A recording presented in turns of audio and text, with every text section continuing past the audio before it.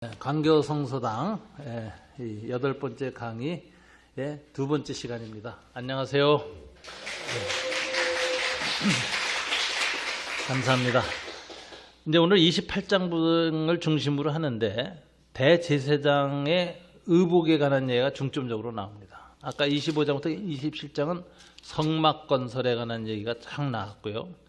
그 다음에 이제 28장부터는 대제사장에 관한 거예요. 그래서 28장 대제사장의 옷에 관한 이야기고, 그 다음에 29장은 대제사장을 먼저 위임식을 행합니다. 대제사장을 먼저 거룩하게 구별해요. 그래야 이 사람이 이스라엘을 향한 속죄제를 드릴 수 있어요. 먼저 거룩해져야. 그래서 위임식이 29장에 나오고, 그 다음에 이 위임받은 대제사장이 하는 직분, 사역이 29장 하반절 38절 이후부터 30장까지 나옵니다. 그래서 이제 오늘 이 2번째 강의는 바로 대제사장에 관해서 중심으로 해서 보겠습니다. 우선 그림을 보는 게 제일 빨라요. 대제사장의 옷. 저 그림을 조금 더 크게 해줄 수 있을까요? 예. 저 위에 맨 머리부터. 머리에는 관을 씁니다. 하얀 것을 저렇게 관을 쓰게 돼 있어요. 그리고 앞에 글씨가 써 있어요. 여호와께 성결. 그래서 이 대제사장의 옷은 한마디로 거룩을 의미하는, 거룩에 대한 상징으로 가득 차 있습니다. 이 거룩한 옷 위에 하나님이 임재하지 않지요. 그러니까 이 옷은 뭐예요? 심볼이에요. 심볼로 해석해요. 이 옷에 머리 대장에 썼던 관 같은 거 사람 위에다 얹어 놓는다고 병 낫고 이적 일어나질 않아요. 그러니까 이런 건 심볼로 해석해요. 거룩에 대한 메시지가 있다. 이렇게 돼. 그 다음에 이제 눈에 띄는 게 가슴에 이제 겉옷을 입는 건데 에봇이라 그래요. 에봇. 이게 여성분들 음식할 때 두르는 거하고 똑같아요. 제사 드릴 때 드는 겉옷이에요. 에봇인데 이 에봇은 특징이 판결 흉패의 특징이 있습니다. 그래서 이제 가슴에 판결 흉패라는 게 저렇게 달려요. 그러니까 이제 천으로 짜서 이렇게 매달아서 놓은 건데 이렇게 주머니처럼 또 이제 이렇게 달려 있어요. 근데 그 안에는 우림과 둠밈이라는 게 들어가 있어요. 우림과 둠밈이라는 건 뭔지 잘 몰라요. 뜻은 하나는 우림은 빛이고 둠밈은 완전이란 뜻이에요. 빛과 완전, 퍼펙트죠. 그럼 이건 주로 언제 쓰느냐? 우림과 둠밈이라는 물체를 판결 흉패에 넣고 있다가 하나님의 뜻을 물을 때, 이게 무슨 말인데, 보통은 하나님이 성령으로 계시라고 말씀으로 뜻을 드러내잖아요. 선지자를 통해서. 근데 선지자가 말을 안 할 때가 있어요. 그러면 답답하죠. 하나님의 뜻을 물어야 돼요. 그러면 우림과 둠밈으로 묻습니다. 하나님의 뜻을 제사장한테 가서 물어요. 왕이. 그러면 이게 이제 예측인데, 우림과 둠밈을 던지면은 둘이 이렇게 나오면은 예스. 이렇게 나오면 노인데 이렇게 나오면 말하지 않음이에요.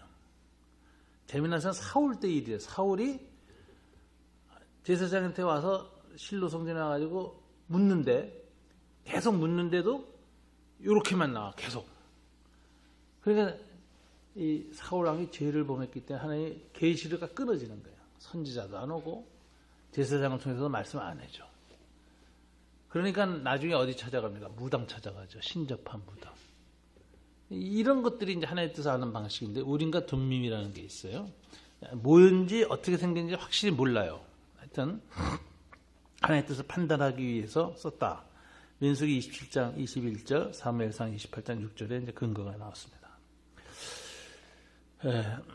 애굽 받침으로 입는 옷이 밑에 있어요. 에봇 밑에 입는 옷인데, 그 다음에 믿는 옷은 파란색으로 되어 있는데 금으로 방울을 만들었어요. 그래서 금방울을 달아놨어요. 석류 형태로 석류를 수놓고 금방울을 달았는데, 이건 대제사장이 성막에 들어서 속죄 사역을 할 때 걸어다니니까 딸랑딸랑 소리가 나요. 그럼 살아있는 거예요. 살아있다는 건 하나님이 속죄 제사를 받으신다는 의미예요. 근데 이게 소리가 안 난다. 그럼 죽은 거예요. 그러면은 그 해의 속죄는 끝난 거죠.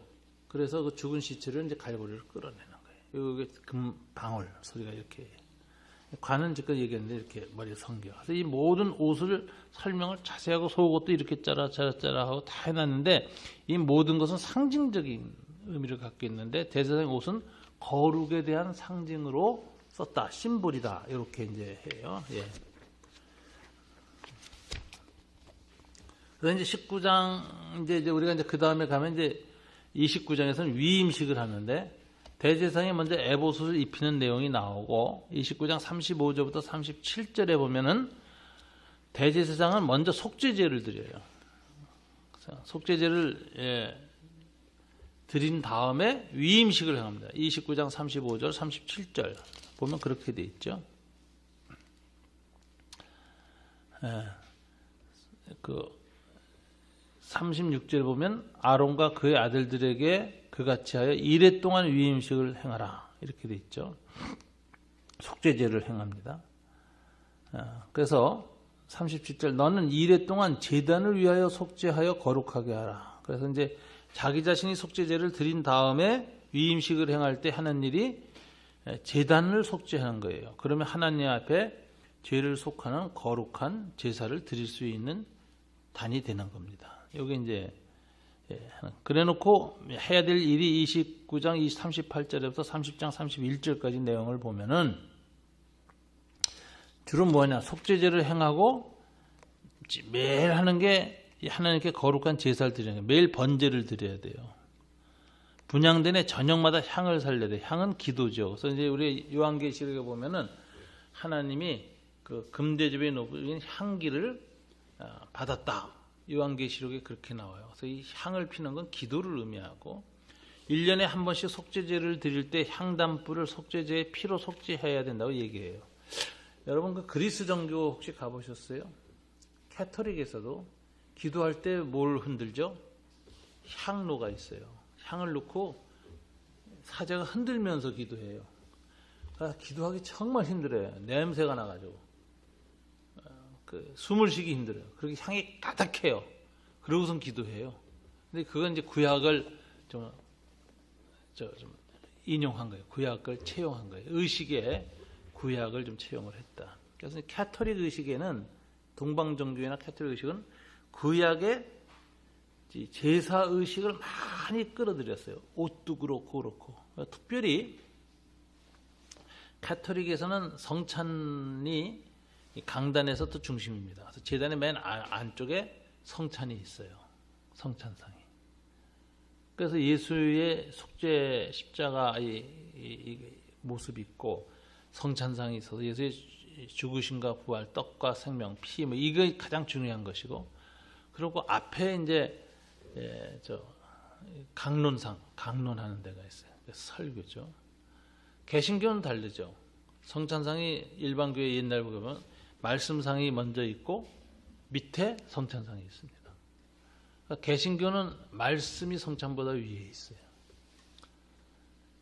그래서 이 놓는 거 위치에 달라요. 그 다음에 이제 말씀도 구분하기 위해서 이 말씀 강단상이 두 개가 있어가지고 하나는 사회 보는 사람, 한 사람은 설교하는 사람 구분해 놓은 데도 있고. 그래서 이 강단을 보면 그 의식이 뭘 강조하는지 딱 그 구절 보면 알 수 있습니다. 예배학에서 이거 예배학이라고 해요. 예배학에서 뭘 강조했는지. 캐토릭은 이 구약의 제사를 강조하고 신약의 개신교는 말씀을 강조해요. 그런 특징이 있어요. 요즘은 이제 다 바뀌어서 강단 중앙에 드럼이 들어왔어요. 음악이 중요해. 그러니까 이게 그저 이렇게 강단을 꾸미는 거 이렇게 딱 보면 뭘 강조하는지 딱 알 수 있어요. 그 교회의 전통이 뭔지. 그게 이제 예배학의 이제 예전의 특징인데, 또 이제 성찬을 행할 때, 예전을 행할 때 성찬식만은 목사들도 다 가운을 입죠. 성찬을 수정된 장로님들도 다 가운 입는데, 그거는 이제 세크레멘탈이라고 보기 때문에 특별한 거룩을 드러내기 위해서 일상의 옷 위에다 가운을 입었고, 그리고 하나님의 그 거룩한 임재를 더 상징하는 차원에서 그렇게 가운을 입습니다. 그런데 개신교는 설교할 때 가운을 안 입어요. 찬송도 가운을 안 입어요. 캐토릭은 찬송은 성가대가 있고 성가대원들만 가운 입고 찬양을 해요. 그죠? 사제하고. 그러니까 개신교는 예배에 있어서 말씀과 이 곡조 있는 기도인 찬송은 평신도들도 다 누구나 동등하게 하나님 앞에 할 수 있다. 이렇게 보는 거예요. 그래서 특별한 사제의 역할이 아니에요. 근데 캐토릭은 사제의 역할이에요. 여자를 절대로 성가대에 안 둬요. 구약에 보면 여자는 남자보다 열등하게 얘기하고 신약에서도 뭐 그런 부분에서 캐토릭은 굉장히 권위주의해서 남자들만 성가대를 세워요. 근데 소프라노를 할 수가 없으니까 소년들을 쓰지. 지난주에 우리 지단이가 찬송 불렀잖아요. 특송. 여자 목소리가 나왔다고 아주 아름다운. 그런 식으로 해요. 또 심지어는 남자한테 성기를 거세하고 여성 소프라노 목소리를 내게 하는 사람들이 나와요. 그게 이제 캐토릭 전통이에요. 그런 거예요. 그러니까 이제 이 사제나 성가대원들은 다 제사장이야. 그리고 예배는 제사예요. 캐토릭에서. 근데 개신교는 안 그래요. 예배는 우리는 강론이에요. 말씀을 통해서 하나님께 예배를 드리는 거예요. 그래서 이제 예수님이 예배하는 자는 신령과 진정으로 예배드리라 그랬잖아요. 장소와 때와 절기가 상관없다. 이제 예루살렘이나 그리심산도 아니고 어느 때 어느 때든지 조건은 딱 하나의 예배의 조건은 신령과 진정이에요. 신령은 성령, 진정은 더 트루스, 말씀이에요. 성령과 말씀으로 하나님 임재를 체험하면 다 예배를 드릴 수 있다. 그래서 이렇게 얘기했는데 캐토릭은 예수의 죽음, 십자가의 죽음을 말하면 제사로 봐요. 제사. 구약의 제사. 그래가지고 성찬상을 가장 중요시 놓고 그리고 그 성례를 행하는 사람이 사제야. 사제의 역할은 성찬을 주는 거예요. 성례전이 굉장히 강조돼요. 그리고 그 신자들이 나와서 죄를 고백하고 떡 받잖아요. 떡하고 잔을 이게 중심이에요. 그다음에 미사는 뭐예요? 부속적인 거예요. 성경 읽고 강론하는 것은 그냥 교훈 정도, 생활 신앙 교훈 정도예요. 이렇게 달라요. 예배 의식. 그래서 이제 캐토릭에서는 동방 종교회, 러시아 종교회 다 이쪽에서는 그 전통이 제이기 때문에 강대상 있는 강단이라고 그러지 않습니다. 제단이라고 그럽니다. 제사 장소. 제단은 항상 뭐가 있어야 돼? 위에 하늘 지성소와 연결이 돼야 돼요. 그럼 하늘 지성소를 상징하는 게 뭐죠? 돔이에요. 돔. 돔에는 다 하늘 그림이 그려 있죠. 그래서 예수의 부활, 또 뭐 재림 그림, 천사들하고 있는 이런 그림이 있죠. 그러니까 이제 여러분이 유럽에 가서 성당 구경할 때는 이게 뭘 의미하고 어떻게 이렇게 해놨는가 볼 수가 있어요. 그리고 양쪽 벽면에는 예수의 어린 태어나면서 십자가 죽음까지 그려놓고 부활 승천하는 건 돔에다 그려놔요. 이게 제단이기 때문에. 그래서 제단은 여자 못 올라가죠. 일반 평신도 못 올라가. 사제들만 가운 입고 올라갈 수 있어요. 이게 이제 캐토릭은 구약의 제사의식을 예배에 예전하게 많이 받아들였다는 거예요. 개신교는 그게 없습니다. 개신교에서 캐토릭의 장점과 신약의 장점을 잘 조화시켜서 예전을 만든 것이 성공회예요. 성공회 예전은 한번 볼만해요. 제가 성공회 서울교구 주임 신부를 잘 아는데 내가 웃으면서 한번 우리 교회 와서 그 성례전을 한번 해봐라. 우리 교인들하고 다 같이. 그때 한번 오겠다 그랬어요. 그래서 한번 할 거예요. 근데 그 사람이 와서 할지 안 할지 몰라요. 왜? 여기는 적이 없거든. 도움이 없어. 도움 없는 예배당에서도 하는가. 근데 아마 성공회는 할 것 같아요. 하여튼 특징이 좀 그렇습니다. 하여튼 그래서 이제 동방종교회나 캐토릭에서는 도움이 없는 예배당은 예배당이 아니에요. 제단이 없는 성전이지. 하여튼 그런 전통이 있다는 것만 아시는데 그게 다 폐하해졌다. 예수님은. 때와 장소의 문제가 아니라 제단이 있느냐 없느냐가 아니라 신령과 진정으로 예배한다. 이렇게 돼 있죠. 그래서 이제 일상의 영성, 일상의 예배가 강조되기 때문에 개신교에서는 설교자가 평상복을 입고 하게 돼 있어요. 평상복을 설교할 때, 예배 인도할 때. 그러니까 이제 가운을 안 입습니다. 다만 성례전을 행할 때만 가운을 입는다. 그래서 그런 의미가 있다는 거 좀 보세요. 자, 이렇게 위임식을 하고 속죄제를 행하고 하는 것이 이제 제사장의 이제 역할입니다. 그래서 위임식하고 합니다. 30장 11절부터 16절에 보면 이제 대제사장의 직무를 위해서 이스라엘 백성이 속전을 내요. 이 속전이라는 건 이제 은하 반세계시로 1인당 다 이렇게 내게 돼 있는데 이게 어떻게 계산하냐면 이스라엘 장자의 총수를 재요. 이게 이제 10만 명이다. 그럼 요거 대신 장자가 다 죽어야 되는데 하나님의 은혜로 6월절 어린양 피로 살렸잖아요. 그러니까 이건 다 하나님 거예요. 장자는 다. 장자는 다 하나님 건데 하나님께 드려야 되는데 드릴 수가 없어. 그러니까 누가 대신 드리죠? 레위인들이 대신 드리죠. 레위인의 숫자만큼 제합니다. 레위인이 5만 명이다. 그럼 나머지 5만 명은 레위인이 대신했으니까 돈으로 내야 돼. 속전을. 죄를 용서해 주신 것은 감사의 표시를 돈으로 해야 돼. 그래서 이제 속전을 받는데 속전을 받는 궤가 이제 성전에 있는 연복궤예요. 예수님 당시에 이제 속전을 내러 온 이스라엘 백성이 오는데 매년 내야 되는데 못 냈잖아요. 디아스포라 유대인들이 한 120만 됐고 팔레스타인 안에 사는 유대인이 예수님 당시에 한 7, 80만 많아야 그랬거든요. 이 사람들이 멀리서 못 오잖아요. 땅끝에서 다른 나라에 사는데 흩어져서 유럽에서. 그러니까 어쩌다 일생에 한 번 오면은 속전 한꺼번에 해야 돼. 모아뒀던 것을. 그럼 어마어마한 돈을 가지고 와서 이제 바치는 거예요. 바치는데 로마 동전으로 안 받아. 그리스 동전. 왜? 그리스 동전, 로마 동전은 황제가 신이 돼서 거기 새겨져 있어요. 신상이. 거룩하지 못한 돈이야. 그러니까 신상이 새겨지지 않은 돈을 받아야 되는데 이스라엘 백성이 만든 셰켈이라는 돈은 유대인들만 쓰지 안 쓰거든. 세계 공용 화폐가 아니란 말이에요. 그러니까 그 당시 로마 동전 가운데에서 써야지 그 받아가지고 물건도 사고 할 거 아니에요. 제사장들도 먹고 살아야 되니까. 그러니까 속전을 뭐로 받았냐면 황제 신상이 안 새긴 동전으로 받았어. 이게 두로 동전이라는 거예요. 두로에서 제조해야 하는데 그 동전만 이상하게 신상을 안 새겨놓았어요. 로마에서. 그러니까 두로 동전을 다 들어오면 장사하다가 유대인들이 두로 동전 모아도 왜? 속전 드려야 되니까. 그랬다가 갖고 와서 성전에 와서 그걸 바치거든.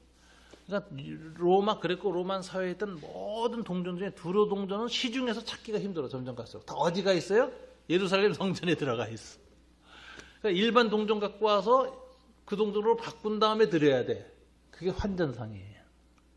성전 마당에 환전상들이 있었다. 환전상에 엄청나게 이 차익을 배겨먹은 거예요. 갑절로 팔아먹은 거예요. 1달러짜리를 2달러에 파는 거예요. 그래가지고 그걸 팔아서 평사두개 사람들, 사두개파가 제사장이고 부자가 돼요. 그래서 이게 새로운 신흥 귀족이 됩니다. 사두개파의 귀족이 누구죠? 벤허 영화에 보면 벤허가 사두개파 사람이지. 그 허씨 가문이 나오는 거예요. 그렇게 번 돈 가지고 이제 장사를 하고 갈릴리 가서 땅 사고 뭐 이렇게 하면서 거부를 성장해 나가는.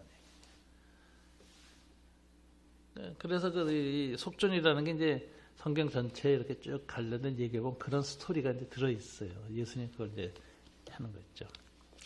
눈 물두멍 놋대야 거룩한 향기름과 거룩한 이가 다 정화의 의미고 정화 성화인데 물로 씻는 거는 정화예요. 죄를 씻는 거예요. 씻는 역할이에요. 정화만 하지 성화는 안 돼. 성화는 뭘로 하죠? 기름으로 해요. 물로 씻고 기름 발라요. 그러니까 정화와 성화가 달라요. 자, 여러분, 정화는 뭐죠? 우리가 적용하면 하나님 앞에 죄를 고백하는 거예요. 그럼 씻겨지는 거예요. 말씀으로 씻어, 말씀을 듣고 말씀으로 죄를 깨닫고 회개하고 고백하면 정화가 돼. 씻겨져. 성화는 뭐예요? 기름 부음이 임해야 돼. 성령의 역사가 임해야 돼. 그래야 성화가 돼.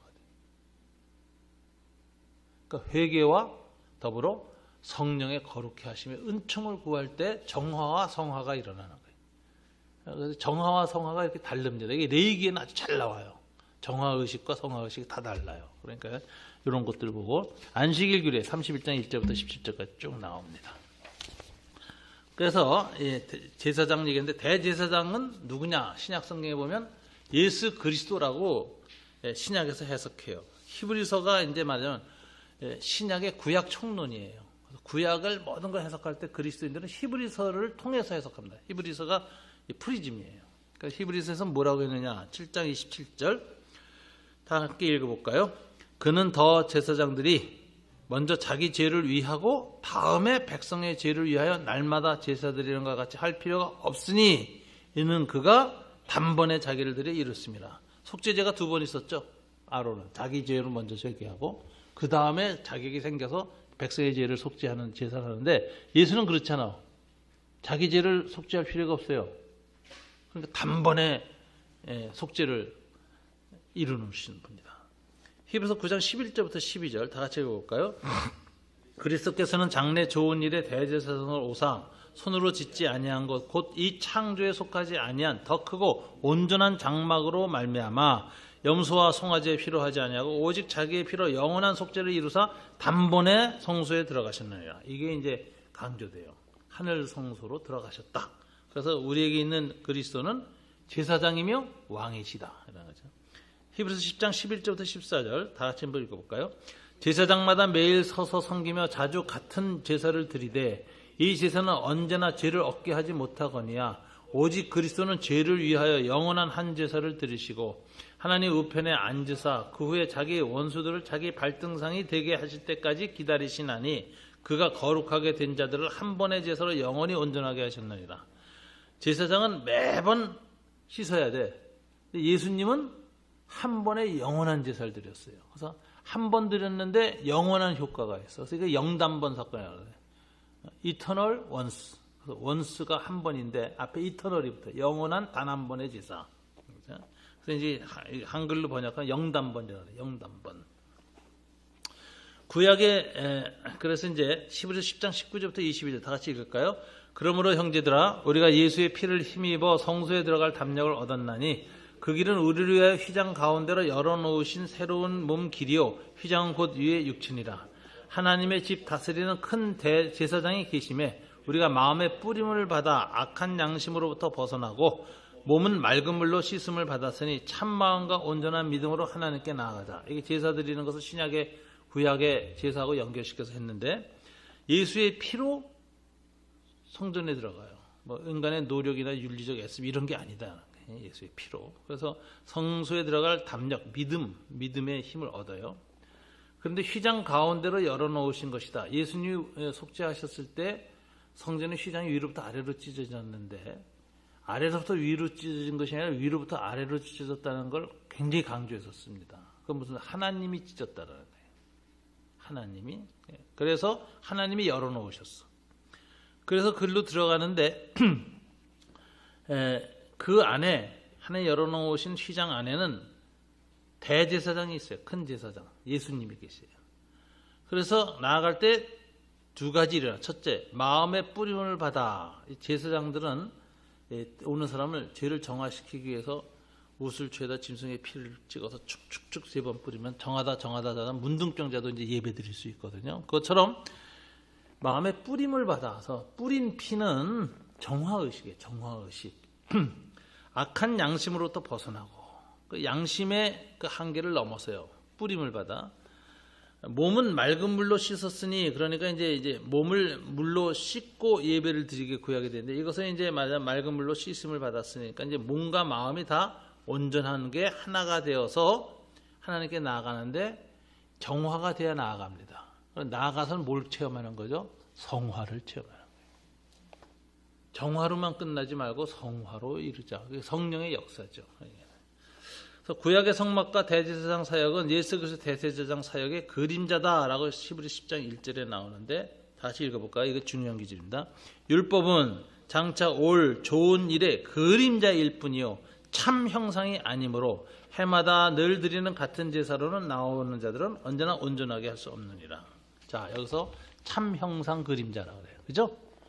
하늘에 원형이 있고 땅에는 모형이 있는데 이 모형은 그림자예요. 참 형상은 하늘에 있는 원형이 참 형상으로 시공간 안에 나타난 것. 이것이 예수 그리스도의 성육신, 죽으심과 부활 사건이라. 이것이 이제 구약과 신약을 해석하는 모형론의 어떤 타이폴로지라고 하는 입장입니다. 그래서 출애굽기에 오늘 계시된 그 아론의 대제사장식에 이제 어떻게 옷을 입고 어떻게 하고 어떤 사역을 하는가, 속죄제 어떻게 되는가 다 나왔는데 그건 다 언제 완성됐죠? 예수 그리스도 안에서 완성됐다. 우리는 보는 거예요. 그래서 그게 다시 필요 없다. 그리스도 안에서. 다만 그리스도 안에서 우리가 필요한 것은 피 흘림은 예수님의 사역이고 피 뿌림은 성령의 사역이에요. 성령님이 우리한테 피를 뿌려주셔야 우리가 속죄가 되고, 그리고 피 뿌린 사람에게 성령이 임재하세요. 씻겼으니까 이제 오실 수 있거든. 임재하셔서 충만해지는 게 성령 충만이에요. 그러니까 이 정화와 성화를 구해야 된다. 이렇게 돼 있죠. 자, 우선 이제 출애굽기 31장부터 이제 오늘 나가는 부분을 조금 더 보시면, 이건 이제 시내산 밑에서 이렇게 하나님 앞에 성막을 받고 대제사장의 일을 다 받고 뭐 계시를 다 받는 동안에 40일이 걸렸어요. 그래서 이제 33장에 보면 이제 그 땅으로 이제 올라가라. 그러면서 이제 산에서 내려가라고 그래요. 그런데 이게 문제가 무슨 생기느냐? 이스라엘 백성이 산 밑에서 40일 동안에 뭐 했죠? 우상 숭배를 했어요. 그래서 모세가 내려와서 그 금송아지에게 숭배하는 모습을 보고 두 돌판을 던집니다. 굉장히 과격한 행동이에요. 두 돌판이 깨졌어요. 송아지도 깨지고. 그리고 그 다음에 그 금송아지를 빻아서 가루를 만들어 가지고 시냇물에다 풀어요. 그리고 200만 명이 다 시냇물을 먹게 해요. 아주 기이한 행동을 합니다. 이걸 이제 해석을 해야 돼요. 이게 언약 파기 의식이래요. 언약 파기. 언약이 깨졌다. 자, 출애굽기 32장 19절에 보면 진에 가까이 이르러 그 송아지가 춤추는 것을 보고 크게 노하여 손에서 그 판들을 산 아래로 던져 깨트리니라. 여기 보면 모세가 굉장히 과격한 행동한 것 같은데 이건 상징적 의미가 있어요. 언약이 파괴됐다. 돌판이 깨지는 것. 그래서 나중에 언약궤 들어가는 40장에 들어가는 돌판은 새로 주신 거예요. 하나님이 다시 써줘요. 먼저 받은 건 다 깨졌어요. 모세가 그들이 만든 송아지를 가져다 불살라 부수어 가루를 만들어 물에 뿌려 이스라엘 자손에게 마시게 하시니라. 그런데 이제 이게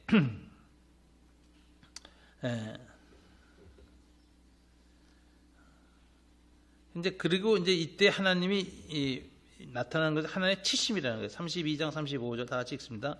여호와께서 백성을 치시니 이는 그들이 아론이 만든 바 그 송아지를 만들었습니다. 치신다는 표현은 출애굽 때 10가지 재앙으로 애굽의 신들을 치셨다는 단어하고 똑같은 동사를 써요. 그래서 우상 숭배를 하니까 언약이 파괴된 이스라엘 백성은 애굽 백성처럼 하나님의 심판을 받은 사건을 가르치는 거예요. 구약에 임한 심판은 신약 성도 성도들이 해석할 때 어떻게 해야 됩니까? 나도 예수 믿어서 하나님의 새 언약, 그리스도 안에 새 언약에 들어갔는데 이런 우상 숭배 이런 행동을 하니까 하나님의 언약이 파괴돼서 나도 죽고 영원한 심판에 가서 지옥에 갈 수 있다. 이렇게 해석해요? 그렇게 해석할 수 있어요.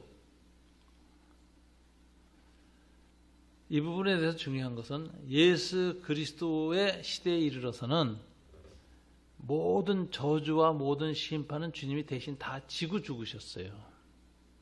그래서 신약 성도에게는 언약적 저주는 없습니다.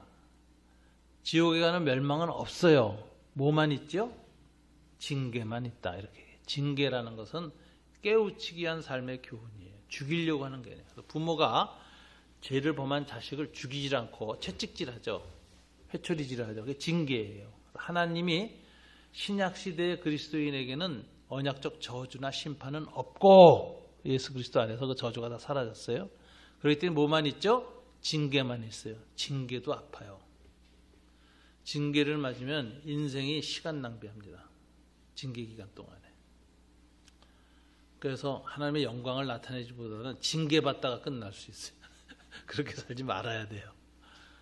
그러니까 하나님께 순종하는 것이 인생에 가장 효율적으로 고효율적으로 살아가는 삶이에요. 똑같은 시간을 징계받는 데 쓰지 않고 영광을 위해서 쓰는 삶을 살아야 됩니다. 그래서 이 심판, 저주의 심판과 징계를 구분해야 돼. 신약 시대에는. 근데 구약 시대는 그게 한꺼번에 나타났어. 그렇기 때문에 구약의 심판 본문을 읽을 때마다 신약 성도들이 적용할 때 잘못 적용하면 나도 예수 믿었지만 심판받아서 죽고 지옥 간다. 이렇게 잘못 해석할 수 있다 하는 거예요. 그런 해석은 굉장히 조심해야 된다. 오늘 심판 사건을 보면서. 자, 이 심판 사건을 보면 이제 우상숭배가 나와요. 출애굽기 31장 18절부터 32장 6절에 나오는데 특별히 아론이 뭐라고 했느냐. 32장 2절. 아론이 그들에게 이르되 너희의 아내와 자녀의 귀에서 금고리를 빼어 내게로 가져오라. 그래서 이제 백성들이 귀에서 금고리를 빼어요. 32장 4절. 금고리를 받아 부어서 조각칼로 새겨 송아지 형상을 만드니 그들이 말하되 이스라엘아 이는 너희를 애굽 땅에서 인도해낸 너희 신이로다. 불에다가 녹여가지고 부어서 형상을 만들고 조각칼로 세미하게 새겨요. 그래서 금송아지를 만들었어요. 그리고 애굽에서 출애굽해낸 여호와의 신이다. 이렇게 얘기하고 예배를 드립니다. 어떤 본문에서는 불 속에서 금송아지가 나왔다 이런 표현을 쓰는데 그거는 요 작업 과정을 생략한 표현이에요. 그러니까 뭐 신비한 마술처럼 불 속에서 금송아지가 촥 만져서 튀어나온 게 아니라 자기네들이 다 부어서 이렇게 조각한 건데 그걸 나중에 이제 표현할 때 그렇게 표현했을 뿐이다. 그렇게 봐야 돼. 자, 이 우상숭배 빠지는 원인이 뭐냐? 하나님이 안 계시다라는 것에 대한 신의 부재에 대한 불안감. 이스라엘은 40년 동안 계속 신의 임재에 대해서 시험합니다. 우리 가운데 계신가 안 계신가. 이거 하나님이 굉장히 하나님을 시험하는 것으로 야단을 치셨어요. 그러니까 이게 아주 불신앙의 표현이에요. 계신가 안 계신가. 그래서 계시면 꼭 이적과 기사 뭐 이런 걸로 나타나야만 계신 줄로 알아요. 근데 하나님 꼭 그렇게 임재하지 않죠. 일상의 임재가 있죠. 우리 신약 시대는 특별히 일상의 임재가 훨씬 더 중요해요. 항상 이적과 기사로만 임재하시는 게 아니에요. 근데 인간은 연약해서 하나의 임재의 현상을 봐야만 임재를 믿어. 믿음이 연약하니까. 그러니까 항상 이적과 기사를 원해요. 그래야 하나님 계신 것 같아요.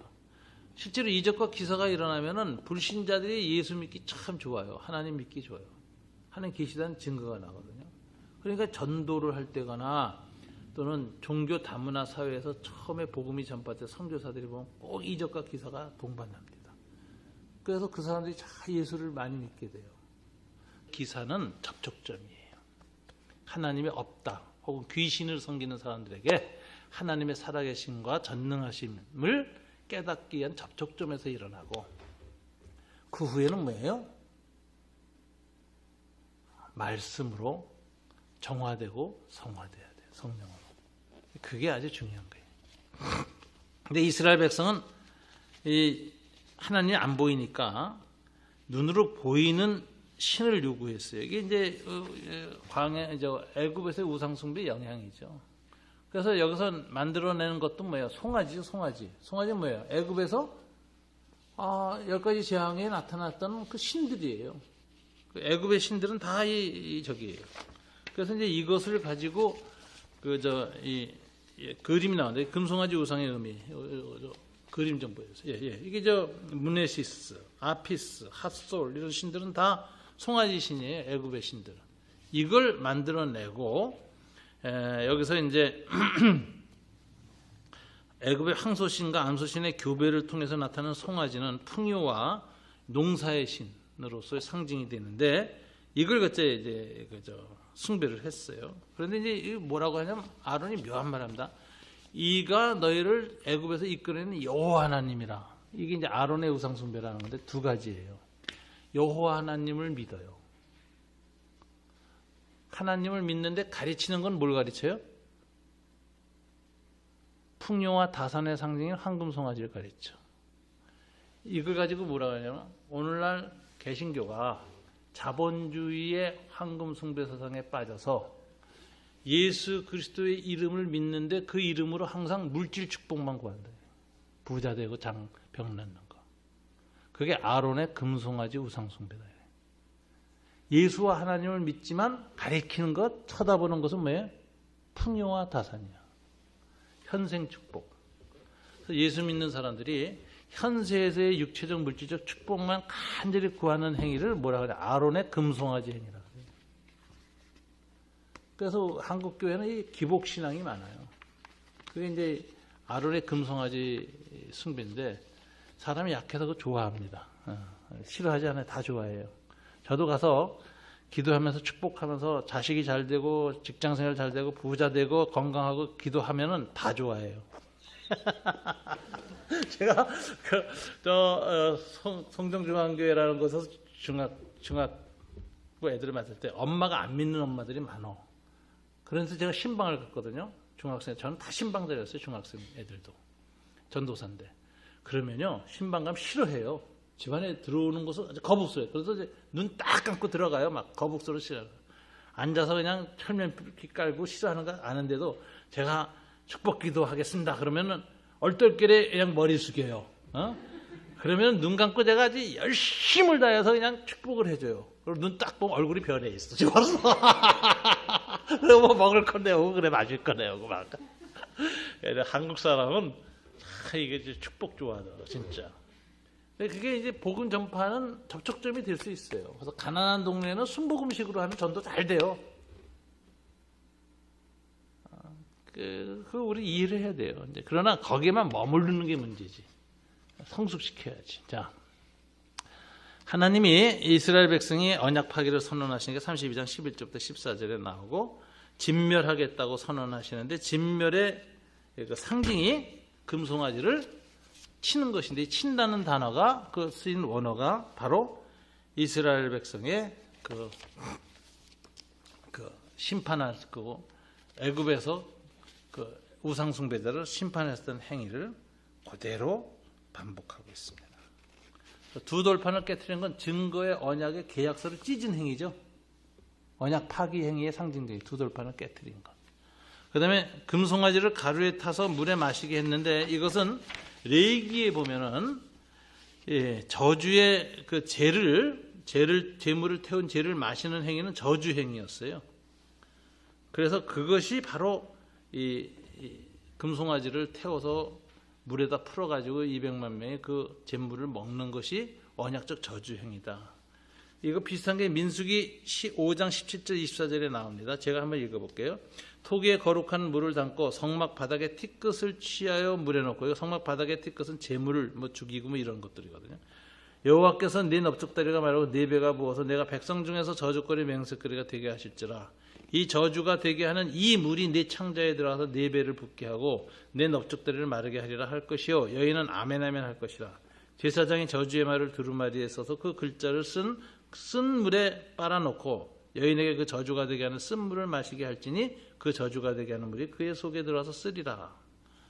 저주의 쓴 물이라는 고대의 제사 방식이 있어요. 그러니까 죄물이 탄 재, 송아지 이런 거 다 태우는 거예요. 죄와 함께 타버린 그것을 마시면서 거짓말을 하거나 이랬으면은 그 저주가 효력을 발휘해서 죽게 된다. 그래서 이게 저주의 쓴 물을 마시는 제의가 있어요. 의식이 있어요. 이것이 이스라엘에 나오는데 이것이 출애굽기 32장에서는 시내산 밑에서 그렇게 그 금송아지를 가루로 만들어서 먹는 일을 하게 하는 것입니다. 자, 이렇게 해서 정말 하나님의 속죄가 일어나는데 레위 지파 사람들이 이제 이 우상 숭배한 자들을 또 칼로 쳐서 3,000명을 죽이는 사건이 32장 28절에 나와요. 이거 다 하나님의 심판 행위예요. 심판 행위. 이렇게 해서 이제 언약 파기 행위에 대해서 하나님의 심판이 일어나는데 모세는 이 언약 파기한 이스라엘을 향해서 어떻게 얘기하지? 하나님이 이렇게 얘기합니다. 이거 다 죽이자. 그리고 모세 네 후손만 다시 남아서 하늘의 별 바닷가의 모래처럼 많게 해가지고 새로운 이스라엘을 만들어서 그들을 데리고 가나안 땅에 들어가자. 그래요. 그런데 모세가 안 된다고 그러지. 하나님께 막 호소합니다. 우리 지난주 설교한 내용하고 똑같은 일을 또 호소해요. 그래서 끌어내다 죽이면 하나님이 능력이 없어서 자기 백성을 광야에서 죽였다는 소리는 하나님의 영광이 되지 않습니다. 이 백성을 하나님 용서하시고 다시 살리시고 데리고 가나안 땅에 들어가셔야 됩니다라고 간절히 기도하죠. 하나님은 거룩하신 분이고 용서가 많으신 분인데 어떻게 해서 우리를 이렇게 죽이시겠습니까? 하나님 본성에 맞지 않습니다. 라고 그냥 간절히 기도하니까 하나님 응답하시는데 이때 아주 중요한 것이 출애굽기 32장 32절에 나옵니다. 다 같이 한번 읽어볼까요? 32장 32절. 그러나 이제 그들의 죄를 사하시옵소서. 그렇지 아니하시오면 원컨대 주께서 기록하신 책에서 내 이름을 지워버려 주소서. 그러니까 뭐죠? 자기 희생을 전제로 해서 기도를 합니다. 그래서 하나님이 기도를 응답받아요. 그리고 모세는 뭐 기록책에서 지워지진 않습니다. 그러니까 이 기도는 예수님의 기도예요. 나중에 바울도 비슷한 기도했죠. 내 민족을 위해서 내가 기도하는데 로마서에 보면은 차라리 나를 주님의 책에서 제해달라고 내 백성을 구원하게 달라고 이러고 이제 모세처럼 기도해요. 이제 그것이 말하자면 이제 중보기도의 특징입니다. 자기 희생의 중보기도. 그러자 하나님께서 응답하셔가지고 용서를 하십니다. 그렇게 해서 이제 다시 하나님이 성막을 짓게 하고 성막 가운데 다시 임재하는 내용이가 나머지 얘기예요. 그래서 이제 다음 주에는 성막의 재건 그리고 하나님의 새로운 임재 그리고 이끌고 나아가시는 이제 시내산에서의 이스라엘의 출발 이게 나와요. 이 성막이라는 단어가 거룩한 막이라는 뜻인데 이 죄를 범했을 때에는 이상하게 성막이 이스라엘 12진영 바깥으로 나갑니다. 진영 바깥에 옮겨요. 그래서 그때부터는 회막이라고 불러요. 그리고 모세만 가서 하나님을 만나요. 미팅 플레이스예요. 근데 회개하고 용서받고 언약이 다시 회복되니까 성막이 다시 안으로 들어와. 그래서 제사를 드릴 수 있게. 이게 특징이죠. 그러니까 하나님이 이스라엘 백성을 떠나는 사건이 회막 사건이고 다시 들어가는 게 성막이 되는 거예요. 이런 특징을 보여줘요. 이것을 염두에 두시고 언약의 파기 오늘 여기까지 공부를 했습니다. 다음 주 이제 마지막이에요. 그래서 이제 40장까지 언약이 다시 재건되는 내용을 살핌으로써 끝내겠습니다. 기도하고 마치겠습니다. 하나님 아버지 감사합니다. 오늘 시내산 밑에서 일어난 일, 하나님의 은혜로 성막이 건설되었지만 이스라엘 백성이 우상 숭배함으로 언약이 파괴되고 언약적 저주를 받는 모습을 보았습니다. 이 사건이 우리에게 경계가 되게 도와주시길 원합니다. 예수님이 새 언약의 중보자가 되셔서 영원한 제사를 드렸기 때문에 우리 서로 하나님의 말씀을 어기고 죄를 지어도 저주의 언약 파기는 없습니다. 감사합니다. 다만 하나님께서 우리를 심판하고 저주하시진 않지만 인생 채찍을 통해서 징계를 하시는 것을 감사하게 받습니다. 늘 우리가 하나님 앞에서 예수 그리스도의 새 언약 안에서 신실할 수 있도록 성령이 주장해 주시옵소서. 예수의 볼로 씻는 속죄의 정화가 일어나게 도와주시고 예수의 영으로 충만해지는 성화가 일어나게 도와주시옵소서. 예수님 이름으로 기도드립니다. 아멘. 감사합니다. 아이고 오랜 시간 수고하셨습니다. 예.